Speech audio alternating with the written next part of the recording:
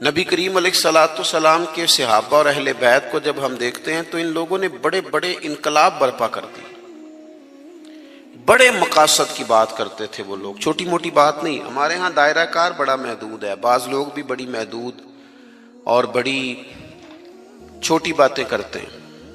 مثلا اب یہ کتنی بڑی بات ہے کہ کوئی آدمی کسی کو دیندار سمجھے، نبی پاک علیہ السلام کے مصلی پہ بیٹھا سمجھے، کتنا بڑا اس نے درجہ دیا۔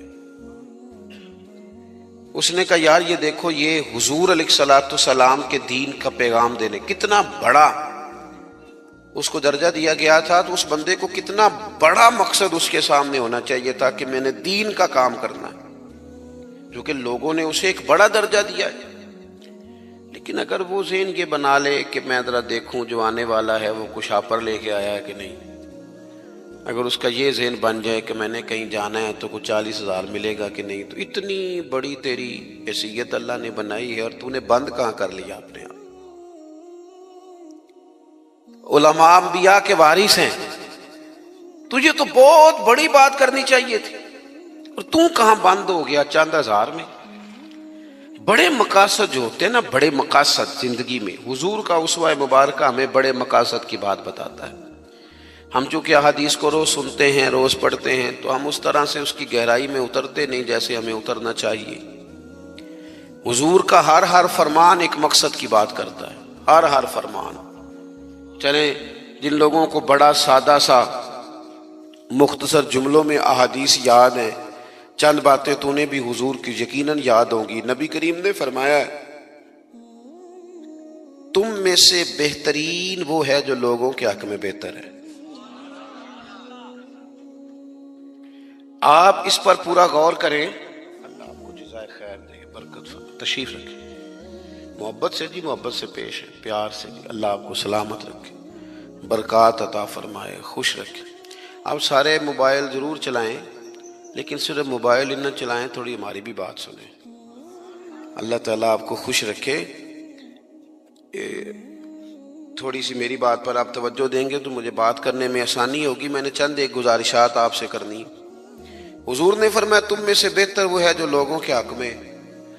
اب یہ ایک جملہ حدیث پاک اگر ہم صحیح طرح اپنی زندگی میں نافذ کر لینا، اتنا ہی، یار میں نے بہتر بننا ہے اپنے بچوں کے حق میں بھی، بہن بھائیوں کے حق میں بھی، بیوی اور سسرال کے حق میں بھی، ننیال اور ددیال کے حق میں بھی، میں نے ان کا کوئی نہ کوئی نفع کرنا ہے۔ یہ حضور کی ایک حدیث انسان کو اتنا بڑا مقصد دے دیتی ہے نا، ساری زندگی بندہ لگا سکتا ہے، ساری زندگی اور با مقصد زندگی ہو جاتی ہے۔ جب زندگی با مقصد ہوتی ہے پھر بندہ بور بھی نہیں ہوتا، پریشان بھی نہیں ہوتا، تنگ بھی نہیں ہوتا کہ بے مقصد بے فائدہ کام۔ ایک ہے با مقصد۔ حضرت عثمان غنی رضی اللہ تعالیٰ عنہ فرماتے ہیں کہ حضرت عمر فاروق رضی اللہ تعالیٰ عنہ کا دور مبارک تھا، دوپہر تھی اور گرمی بہت زیادہ تھی، لوگ اپنے اپنے گھروں میں آرام کر رہے تھے۔ مجھے کسی مجبوری کے لیے اپنے گھر کی چھت پہ جانا پڑا تو میں نے دیکھا کہ ایک شخص بوڑھا اونٹوں کو ہانکتا ہوا آ رہا ہے۔ میرے ذہن میں خیال آیا کہ یار ساری دنیا دوپہر کو سو رہی ہے، شدت کی دھوپ ہے، آپ بھی سو جاتے، عصر کے وقت آپ اونٹوں کو چلا لیتے، یہ کون ہے جو اس وقت بھی؟ کہتے میں کچھ دیر رک گیا، لیکن جیسے ہی وہ میرے قریب آئے، وہ کوئی عام آدمی تو نہیں، وہ تو حضرت عمر فاروق ہے رضی اللہ تعالیٰ عنہ۔ آپ فرماتے ہیں کہ میں جھٹ سے سیڑھیوں سے نیچے اترا اور میں نے جناب عمر سے عرض کی کہ حضور اس وقت آپ؟ فرمانے لگے یہ مال غنیمت کے 2 اونٹ بھاگ گئے تھے، انہیں پکڑنے گیا تھا۔ میں نے عرض کی حضور کسی غلام سے کہہ دیتے۔ فرمانے لگے مسلمانوں کے مال کی حفاظت کی ذمہ داری میری ہے، غلام کی تو نہیں نا۔ اب ایک مقصد ہے نا کہ میں نے ایک ڈیوٹی کرنی ہے، میں نے خدمت کرنی ہے۔ میں طالب علموں سے کہتا ہوں، علماء سے نہیں، طلباء سے میں کہتا ہوں آپ سارا دن کیوں شکوہ کرتے ہیں؟ آپ کمیٹی کی مسجد سمجھ کے اس کی خدمت نہ کریں، اللہ کا گھر سمجھ کے کریں۔ مسجد کمیٹی کی نہیں ہوتی، مسجد اللہ تعالیٰ کا گھر ہوتی۔ اللہ کا گھر جان کر آپ اس کی خدمت کریں گے تو آسانی ملے گی۔ میری بات پر توجہ کریں جی، بیٹھ جاؤ بیٹا، اللہ آپ کو خوش رکھے۔ تو اپنی زندگی میں بامقصد کام جب ہم کرتے ہیں تو پھر تھوڑی سی سکون محسوس کرتے ہیں۔ اسی طرح سے نبی کریم علیہ السلام کا ایک تو یہ فرمان ہمیں مقصد بتاتا ہے، ایک دوسری بات سنیں۔ حضور علیہ السلام نے فرمایا، اچھا میں یہ سمجھتا ہوں کہ نبی پاک علیہ السلام کی اس ایک حدیث پر عمل کر لیا نہ جائے نا، جو ہم سب کو آتی بھی ہے، تو سارے ملک میں سکون ہو جائے، سارے گھروں میں قرار آ جائے، سارے خاندانوں میں خوبصورتی آ جائے۔ حضور علیہ السلام نے فرمایا، تم میں سے کوئی اس وقت تک مومن نہیں ہو سکتا جب تک اپنے بھائی کے لیے بھی وہی پسند نہ کرے جو اپنے لیے پسند کرتا ہے۔ آتی ہے نا سب کو حدیث پاک؟ ہاں نہ تو کرو نا، چلو جس کو نہیں بھی آتی تھی اس نے ابھی سن تو لی ہے نا۔ حضور نے فرمایا، تم میں سے کوئی اتنی دیر تک مومن ہو سکتا جب تک وہ جو اپنے لیے پسند کرتا ہے وہی اپنے بھائی کے لیے بھی، حدیث ہے نا، آپ نے سنی ہوئی ہے نا، ایسے ہی ہے، ایسا ہوتا بھی ہے کہ ہم جو اپنے لیے پسند کرتے ہیں وہی بھائی کے لیے بھی کرتے ہیں، ہوتا ہے ایسے۔ ہم پتہ کیا کرتے ہیں، دکان پہ کپڑے خریدنے جائیں نا تو کہتے ہیں یار کوئی کپڑے دکھا، سوٹ سلوانا ہے، تو دو چار جوڑے خود لے لیے، پھر اسی انہوں آکھیدا ہے ہن کوئی دین دوان والے بھی وکھا۔ وہ کڑے ہوندے نے جڑے پان والے نہیں ہوندے، ایسی بات ہی ہے نا۔ اب جو دینے ہیں وہ بھی، یعنی وہ بڑا نیکی کر رہا ہے امیر آدمی، اپنے نوکر کو کپڑے دے رہا ہے، کہتا ہے یہ بالکل ٹھیک ہے، میں نے بس 2 دفعہ ہی پہنا پہ نیا بالکل۔ وہ بھائی نواں ہوندا تو نہیں سی دینا، بالکل ٹھیک ہوتا تو دیتا۔ ہم کیا کرتے ہیں، ہم ماحول اس طرح کا ہم نے بنا لیا ہے کہ اپنی ذات، اپنے بچے، اپنا گھر، اپنا ادارہ اس میں بند ہو جاتے ہیں۔ ایک سوچ جو امت کی سوچ ہے، جو قومی اور عالمی سوچ ہے، اس سوچ کے مطابق ہم کوئی کام نہیں کرتے۔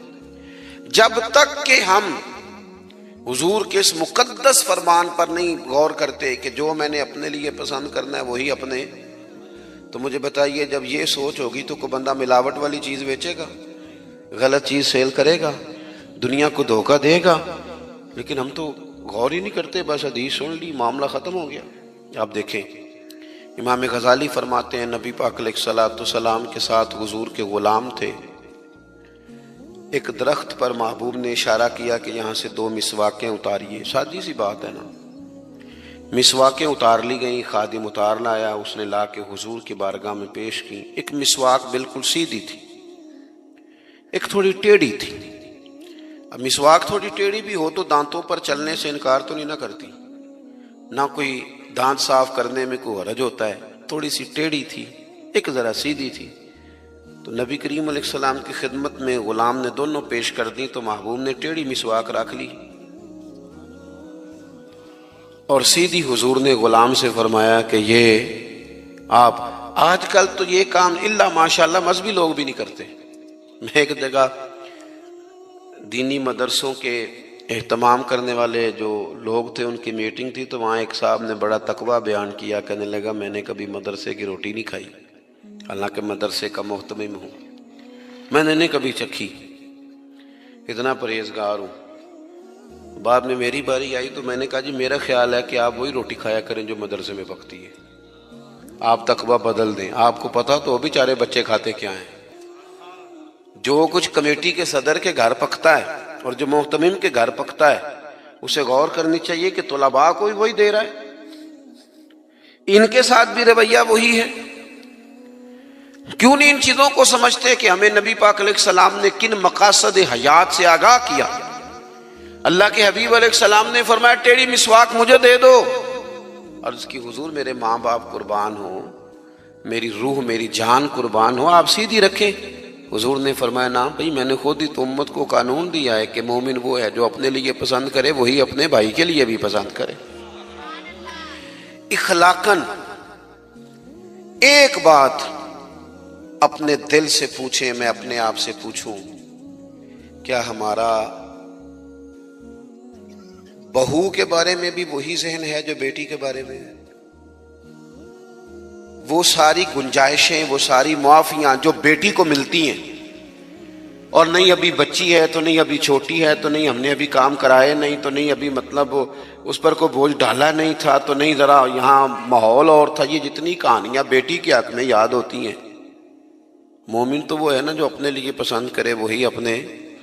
تو یہ ساری کہانیاں بہو کے حق میں کیوں نہیں یاد آتی؟ یہ کیوں نہیں یاد آتی؟ یہ جو ہم اپنے داماد کو مشورہ دے رہے ہوتے ہیں کہ چل پتر غصہ نہ کر، آہستہ آہستہ ٹھیک ہو جائے گی، تو یہ والا مشورہ اپنے بیٹے کو کیوں نہیں دیتے بہو کے حق میں؟ خدا کے بندو، مومن کے اعلیٰ اخلاق ہوتے ہیں، اس کے مقاصد حیات بڑے ہوتے ہیں. وہ چھوٹی چھوٹی کچی کمزور باتیں نہیں کرتا، خود غرض زندگی نہیں گزارتا. اس کا یہ سٹیٹس ہی نہیں ہوتا کہ بس اپنی ذات سے شروع ہو اور اپنی ذات پر وہ ختم ہو جائے.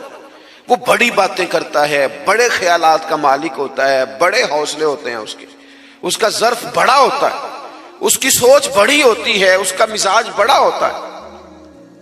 تو اپنی زندگی کے اندر حضرت بایزید بسطامی رحمۃ اللہ علیہ کا ایک یہودی پڑوسی تھا اور مخالف بھی بڑا تھا. ساری زندگی اس نے حضرت بایزید کی مخالفت کی. کچھ لوگوں کو پتہ ہوتا ہے کہ جس کی میں مخالفت کر رہا ہوں بندہ ٹھیک ہے، پر اندر کے حسد کا کیا کچھ نہیں نہ جا سکتا. ساری زندگی حسد کرتے، اس نے بھی کیا اور بڑی غلط باتیں پھیلائیں. اس سے کوئی غلطی ہو گئی، اس یہودی سے جو یہودیوں کا عالم تھا، اس سے کوئی غلطی ہو گئی. یہودی اس سے ناراض ہو گئے، حالات اس کے خراب ہو گئے. اتنا غریب ہو گیا کہ وہ چراغ جلانے کو بھی پیسے کوئی نہیں. بچہ تھا چھوٹا سا، وہ اندھیرے میں ڈرتا تھا، روتا تھا. حضرت بایزید بسطامی گھر آئے تو اپنی گھر والی سے پوچھنے لگے، کل بھی میں نے نوٹ کیا یہ بچہ روتا ہے، آج بھی نوٹ کیا. تو کہنے لگی، وہ جو گھر والوں سے پوچھا جو بھی گھر میں موجود تھا، انہوں نے کہا جناب وہ غربت ہے، آپ کو پتہ ہے، اس کے حالات بڑے کمزور ہو گئے ہیں، تو بچہ اندھیرے سے ڈرتا ہے. چراغ جلانے کو تیل کوئی نہیں، پیسے کوئی نہیں، دشمن ہے، ساری زندگی مخالفت کی. حضرت بایزید نے چراغ میں بتی بھی ڈالی، تیل بھی ڈالا، اس کے دروازے پہ دستک دی. وہ یہودی باہر آیا، آ کر کے آپ کی طرف دیکھا تو آپ نے نا اس کے بولنے سے پہلے فرمایا کہ پوری گلی اور چوک دیکھ لے، بندہ کوئی دیکھ نہیں رہا، اور تو مجھے جانتا ہے میں جھوٹ نہیں بولتا، میں بتاؤں گا بھی کسی کو نہیں. یہ تو چراغ رکھ لے تاکہ تیرا بچہ سو جائے، آرام سے وہ لیٹ جائے، میں کسی سے ذکر نہیں کروں گا، تیرا میرا راز رہے گا. اور میں نے رات کو میں آیا ہوں، دیکھ بھی کوئی نہیں رہا. وہ یہودی کہتا ہے بولنے کی طاقت ہی کوئی نہ رہی. ہم تو دشمن کو بھی پاکیزہ سزا دیتے ہیں، ہم تو دشمن کو بھی پاکیزہ سزا دیتے ہیں. وہ اندر چلا گیا چراغ لے کے، رات بھر بچہ سویا رہا. دوسرا دن پھر ہوا، شام تھوڑی سی گہری ہوئی، لوگ اپنے اپنے گھروں میں سوئے، بچہ ڈرتا تھا اندھیرے سے. حضرت بایزید نے پھر چراغ میں تیل ڈالا، بتی ڈالی، دروازے پہ دستک دی. جب وہ باہر آیا تو فرمانے لگے، تو دیکھ رہا ہے کہ کوئی بندہ موجود نہیں، اور تجھے پتہ ہے میں جھوٹ بھی نہیں بولتا، کسی کو بتاؤں گا نہیں، یا یہ لے جا تیرا بچہ سو جائے. اس نے مخالفت کی ہے ساری زندگی، اس کو دے دیا، اس کا بچہ سو گیا. تیسرا دن پھر ہوا، وہی وقت، وہی انداز، وہی باتیں. دستک دے کے کہا کوئی شخص نہیں دیکھ رہا، چراغ لے لے، بتاؤں گا بھی کسی کو نہیں، اور تجھے پتہ ہے میں جھوٹ نہیں بولتا. وہ چراغ آپ بڑھا کے دروازہ بند کرنے لگے تھے کہ وہ یہودی زور زور سے چلایا، کہنے لگا باہر آؤ بھی سارے مسلمانوں، نکلو بھی یہودیوں سارے باہر. لوگ سارے باہر گلیوں میں آ گئے، کہنے لگے یہ بایزید بسطامی ہے،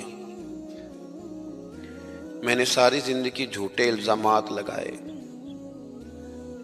آج جب میری حالت یہ ہے کہ میرے اپنوں سے مجھے کوئی پوچھنے نہیں آتا، اس شخص سے میرے بچے کا رونا نہیں دیکھا گیا. یہ تڑپ گیا ہے کہ کسی کا بچہ کیوں روئے. یہ روز مجھے چراغ جلا کے دے جاتا ہے، گھر میں میرے روشنی ہو جاتی ہے، بچہ میرا سو جاتا ہے، پر میں ساری رات نہیں سوتا. میں آج تم سب کو گواہ بنا کے کہتا ہوں، جو جو میں نے ان کے بارے میں زندگی بھر کہا وہ سارا غلط تھا. اور یہ بھی تمہیں بتاتا ہوں کہ پہلے میں نے دین اسلام سنا تھا، 3 دن ہو گئے میں دین کو دیکھ رہا ہوں. پہلے سنا تھا، میں دیکھ رہا ہوں کہنے لگا میں تم سب کو گواہ بنا کے کہتا ہوں کہ بایزید بھی سچے ہیں، بایزید کا دین بھی سچا ہے، اور جس رسول کا یہ کلمہ پڑھتے ہیں وہ رسول بھی سچے ہیں۔ اس نے کلمہ پڑھا اور مسلمان ہو گیا۔ ہمارا یہ حال ہے کہ سگا بھائی کہتا ہے کہ مجھے کارنر والا پلاٹ چاہیے، وہ پھر ساری باتیں یاد آ جاتی ہیں اس کو، کہتا ہے کارنر والا چاہیے چونکہ کام تو پہلا میں لگا سا، کمائی تو پہلے میں نے کی تھی، لہذا چھوٹا بھائی جو ہے وہ تو دیر سے آیا تھا تو اس کا تو حق ہی نہیں بنتا، وہ پیچھے جائے، اور کارنر والا پلاٹ یہ زیادہ دیر نہیں لگے گی، 20-25 سال گزریں گے۔ اس طرح آپ والد کو پریشان کر رہے ہیں، اس طرح آپ کے بچے آپ کو کریں گے، خدا نہ کرے وہ بھی کہیں گے ابا یہ کارنر والا میرا ہے، تو کدھر سے آ گیا۔ تو حضور نے ہمیں اعلیٰ مقاصد، اعلیٰ اخلاق، اعلیٰ کردار، بڑی باتیں کرنے کا۔ ہمارے پاس بڑی کہانیاں ہوتی ہیں پر ساری اپنے حق میں، بڑے دلائل ہوتے ہیں پر سارے اپنے حق میں، بڑی باتیں آتی ہیں پر ساری۔ ہمارے ایک بزرگ کہا کرتے تھے میں ایسے بیوقوفوں کو جانتا ہوں جو کوئی چیز بھی پھینکے نہ تو اپنے گھر میں پھینکتے ہیں، حالانکہ بھولے بھلے بیوقوف اپنے گھر میں پھینکیں گے۔ تھوڑی سی نا خود غرضی کی چادر اتاری جائے، بڑی سوچیں پیدا کی جائیں، بڑے مقاصد پیدا کیے جائیں، تھوڑا سا نا بندہ کسی کے لیے بھی کبھی دعا کرے، کبھی اس کی آرزو ہو کہ کسی اور کے حق میں بھی وہ خیر کا جملہ کہے۔ حضرت مولا علی شیر خدا کرم اللہ تعالی وجہہ الکریم، میں نے یہ دیکھا ہے کہ جو بندے جس کے بچے روز 4000 کے برگر کھا جاتے ہیں نا، اس کا ملازم اگر کہہ دینا کہ جناب اس دفعہ نا میرے لیے کچھ مشکل آ گئی ہے، کو 5000 ایڈوانس چاہیے، تو جس کے گھر میں روز بچے کھانا پکنے کے باوجود 4000 کا فاسٹ فوڈ کھاتے ہیں، وہ ملازم سے کہہ رہا ہوتا ہے وہ تو خرچے کیوں نہیں کٹ کرتا، اپنی طاقت کے مطابق خرچ کر۔ دوسروں کو نصیحت کرنا آسان ہے، لیکن کیا مسئلہ ہے کہ ہم اپنے بچوں کے حق میں جتنی آسانیاں چاہتے ہیں وہ دوسروں کے بچے نہیں، دوسروں کی اولاد نہیں۔ دوسرے کے گھر میں روشنی ہوگی تو ہم کیا سمجھتے ہیں کہ دنیا سے روشنی کم ہو جائے گی؟ کبھی بھی نور بانٹنے سے نور کم نہیں ہوتا۔ ایک شمع سے ہزاروں دیے بھی جل جائیں تو پہلی والی کی روشنی میں کبھی کمی نہیں آتی۔ اس لیے چھوٹی سوچوں سے باہر نکلا جائے، بڑی مضبوط مستحکم یہ سوچیں زندگی میں پیدا کی جائیں۔ اگر ہم محدود زندگی گزاریں گے تو پھر ٹھیک ہے، اپنی ذات سے بات شروع ہوتی ہے، اپنی ذات پہ ختم ہو جاتی ہے، اور یہ اس ملک میں یہ باقاعدہ پرموٹ کی گئی ہیں چیزیں، پرموٹ، جب تک کوئی میرے ساتھ چل رہا ہے تب تک وہ بالکل ٹھیک ہے، اور جس دن میرے ساتھ نہیں اس دن کوئی نہیں سمجھ آ رہی آپ کو میری بات کی۔ ہمیں ساری دنیا کو بھی بدنام کرنا پڑے تو ہم نے ہر اس شخص پر الزام لگانا ہے جو میرے خلاف ہے۔ ایسا نہ کریں، آپ ان چیزوں سے تھوڑا باہر نکلیں، اور یہ سارے ہی کام کرتے ہیں، کسی ایک کا نہیں مسئلہ، سب سیاسی، سماجی، فلاحی، الا ماشاء اللہ مذہبی، جو میرے ساتھ ہے وہ ٹھیک ہے، جو میرے ساتھ نہیں بندہ ہی ٹھیک نہیں، سرے سے بات ہی ختم ہو گئی۔ وہ خدا کے بندو، یہ دعویٰ صرف نبیوں کو سجتا ہے، صرف رسولوں کو سجتا ہے، باقی کوئی شخص یہ دعویٰ کرے تو دعویٰ اس کا 100% غلط۔ تو اپنی زندگی کے اندر ان باتوں پر ضرور غور کریں کہ اعلیٰ حضرت مولا علی شیر خدا کرم اللہ تعالی وجہ الکریم گھر سے نکلے، اپنے غلام سے کہنے لگے آج ذرا خریداری کرنے چلے، بازار تشریف لے گئے، وہاں سے 2 سوٹ خریدے، ایک ذرا کم قیمت کا تھا، ایک ذرا زیادہ قیمت کا تھا۔ اب وہ خرید کے دونوں تھیلے میں ڈال لیے۔ آپ کا خادم کہتا ہے میں سمجھ گیا جو مہنگا ہے وہ آقا کا ہے اور جو سستا ہے وہ غلام کا ہے۔ کہتے ہیں لے کے واپس آئے، وہ چوک آ گیا، وہ جگہ آ گئی جہاں سے حضرت مولا علی نے اپنے کاشانہ نور پہ جانا تھا اور میں نے اپنے گھر جانا تھا۔ کہتے ہیں حضرت مولا کائنات فرمانے لگے ذرا میرے والا جوڑا مجھے دینا۔ کہتے ہیں میں نے وہ مہنگا والا نکال کے حضرت علی کو پیش کیا تو فرمانے لگے یہ نہیں میرا تو وہ دوسرا ہے۔ مجھے بتائیں کہ روب کپڑوں کا ہوتا ہے کہ کردار کا؟ بولیے،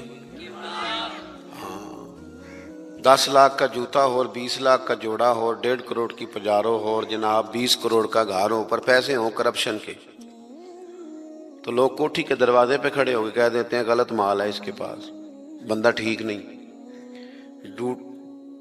जूते टूटे हुए हों, कुर्सी और मेज पुराना हो, छोटा सा अफसर हो लेकिन दयानतदार हो, तो बड़े बड़े मालदार भी दरवाजे पे खड़े होकर कहते हैं यार बंदा बड़ा खरा है, ना पैसे पकड़ता है ना किसी की सिफारिश मानता है। हमारे शहर में हाजी अबू दाऊद मोहम्मद सादिक साहब रहमतुल्लाह अलैह बुजुर्ग थे, तो मैंने बड़ी पजारों से उतरने वाला पीर भी ना बड़ी पजारों से मिलने आया। वो भी पहले चेन वाली घड़ी उतारता था, फिर अपनी दाढ़ी देखता था, अपना लेवल तो हाजी साहब सादे से बंदे। तो बात समझ में आती थी कि रोब कपड़ों का नहीं होता, रोब तो किरदार का होता है। अगर किरदार मजबूत है तो कपड़े सादे भी हों तो गुजारा हो जाता है, लेकिन किरदार कुछ भी ना हो, लोग पैसों के जोर पर, दौलत के जोर पर, माल के जोर पर, बल्कि बाद लोग तो ऐसे हैं जो खुशामदियों के जोर पर अपने दाएं बाएं इधर उधर जो उनके वजीफा खार, नमक खार, खुशामद पसंद है, उनके जोर पर अपने आप को मनवाना चाहते हैं। किरदार असल है, किरदार हुस्न है, किरदार रानाई है। आप हमेशा तब बड़े होंगे जब आपके अखलाक में, मुआमलात में, लेन देन में सफाई होगी, फिर लोग आपको बड़ा जानेंगे। हजरत मौला अली शेर खुदा करमल्लाहु ताला वजहुल करीम, उससे कहा ये नहीं मेरा तो दूसरा है। तो कहा ठीक है जनाब दूसरा है, तो हुजूर आप आका हैं, आपका कैसे दूसरा है, आपका तो ये है। हजरत अली कहने लगे नहीं वो जो सस्ता, मेरी बात की समझ आ रही है आपको, वो जो सस्ता जोड़ा है ना वो मुझे दो। तो उसने ना एक दलील पेश की आपके गुलाम ने, कहने लगा हुजूर आप ना महंगे वाला रखें, क्यों, आप आका हैं और मैं सस्ता पहनता हूं क्योंकि मैं गुलाम हूं। तो हजरत अली कहने लगे दलील ही कायम करनी है ना तो मेरे वाली कर ले, तू मुझे सस्ता दे देना क्योंकि मैं बूढ़ा हूं, और तू महंगा पहन ले क्योंकि तू जवान है। अगर किसी दलील की बुनियाद पर ही लिबास पहनना है तो चलो इस तरह करो, ये वाली दलील कायम कर लो कि बूढ़ों पर सस्ता भी चल जाता है और जवानों के लिए जरा कपड़े महंगे हों, जरा अच्छे नए और डिजाइनों के हों तो जरा जवान खुश होते हैं। तो थोड़े से ना बड़ा दिल हो, जरा बड़ा ज़रफ हो, जरा हौसला बड़ा हो, जरा सोच बड़ी हो, जरा इंसान का मेयार बड़ा हो। यही बात बाद में हुजूर के सहाबा में आई। आप देख लें हजरत उमर को, देखें हजरत उस्मान को, और खलीफा अव्वल बिला फसल हजरत अबू बकर सिद्दीक को, हजरत मौला अली शेर खुदा को। इन लोगों ने बड़ी बड़ी बातें की, बड़ा हौसला था इनमें, ये हमेशा इनकलाबी बातें। हजरत उस्मान गनी, उनका माल आया पड़ा है। अब हमारे यहां तो लोग मसनूई किल्लत भी पैदा कर लेते हैं, लेकिन माल आया हुआ है, किल्लत के कहत के दिन है। आके ताजरों ने कहा हजरत उस्मान गनी से कि आप जितने का खरीदा है ना, हम तहकीक भी नहीं करते, डबल ले लें, हमें दे दें। हजरत उस्मान कहने लगे मुझे ज्यादा नफा मिलता है। उन्होंने कहा 3 गुना ले लें, कहने लगे ज्यादा मिलता है। 4 गुना ले लें, फरमाया ज्यादा मिलता है, कहने लगे इससे ज्यादा हम नहीं दे सकते। वो बंदा बताएं जो ज्यादा देता है। हजरत उस्मान गनी कहने लगे मुझे तो 700 गुना की उम्मीद है। जनाब किस तरह? तो हजरत उस्मान ने मस्जिद में ऐलान करवाया या किसी जरिए से लोगों तक पैगाम पहुंचाया कि जो गरीब गंदुम नहीं ना खरीद सकता वो आके ले जाए, आके ले जाए ना। फरमाया मुझे रब की बारगाह से 700 गुना की उम्मीद है। तो बड़ा दिल हो, बड़ा हौसला हो। बस बात खत्म करने लगा हूं। हुजूर की जो औलादे पाक है उसका भी यही मिजाज है।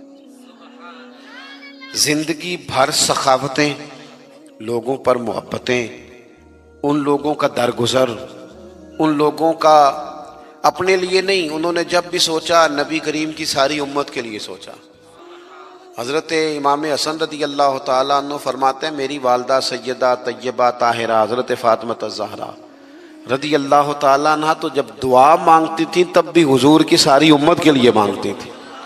उनकी दुआओं में भी बड़े दिल के साथ, बड़े हौसलों के साथ, बड़ा एजाज के साथ बैठे रहते। इमाम हुसैन बड़ी शानें थी, सब कुछ था, लेकिन उन्होंने घर छोड़ा, कबीला छोड़ा, इसलिए कि दीन की वो बुनियादें جن کو کمزور کرنے کی کوشش کی جا رہی تھی وہ کہیں کمزور ہو نہ جائے، وہ آگے بڑھے۔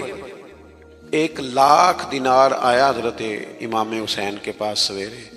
کتنا؟ چلو آپس وچ گل کرنے ہاں، آپس وچ 1,00,000 روپیہ کول ہوئے تے مسیتے دینے پੈ جاندے، کنے دئی دینے وچوں؟ آپس دی گل نہیں دسدے کسے نوں، کنے مثلا چلیں بڑا کوئی زور لگائے گا تو 5,000 دے دے گا، 5,000۔ اور ذرا کبھی کسی جگہ پہ کمزوری آئے نا کوئی مالی طور پہ، تو سب سے پہلے لوگ وہ پیسے بند کرتے ہیں جو مسجد جاتے ہیں یا کسی غریب کی طرف جاتے ہیں، کہتے ہیں ہاتھ تنگ ہے۔ سب سے پہلے 1,00,000 دینار امام حسین کے پاس آیا، زور کے وقت پیسے آئے، عصر سے پہلے پہلے پاک محبوب کے پاک نواسے نے سارے بانٹ دیے، سب بانٹ دیے سارے۔ شہزادے عرض کرنے لگے حضور آپ کا کرتا پرانا ہو گیا تھا، کوئی 1-2 دینار رکھ لیتے تو کرتا نیا لے لیتے۔ فرمانے لگے اگر تو پہلے یاد کراتا تو میں سوچتا، یہی نہیں کہا رکھ لیتا، تو پہلے یاد کراتا تو میں غور کرتا۔ میرے عزیز تھوڑا سا نا دل بڑا کرے۔ ہم نے اپنے بچوں کو سکھایا کہ کردہ سوچ، کچھ اپنے کردہ سوچ، ان سے کبھی کبھی یہ بھی کہا کرو بیٹا ملت کا سوچ، مذہب کا سوچ، وطن کا سوچ، قبیلے کا سوچ، بڑا دل کر، بڑی بات کر۔